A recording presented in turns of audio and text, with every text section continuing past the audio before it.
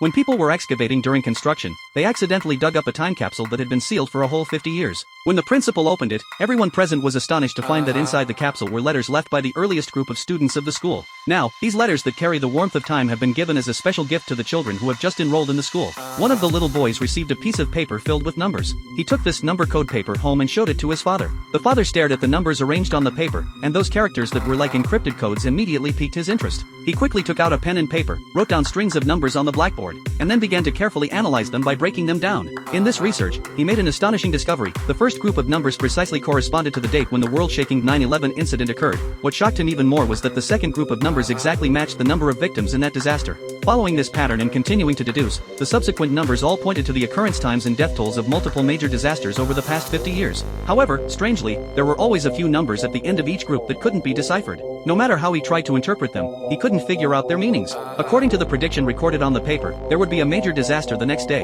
which was expected to cause 81 deaths. However, by the next afternoon, there was still no news of any major accident in the news. So the man drove to pick up his son from school as usual. While driving, he accidentally glanced at the latitude and longitude display on the car navigation, and a flash of inspiration suddenly struck him. The remaining numbers that he couldn't interpret might very likely mark the specific location where the disaster would occur. He quickly parked the car on the side of the road. Just as he was about to lean forward to ask about the cause of the traffic jam ahead, a harsh alarm suddenly rang in his ears.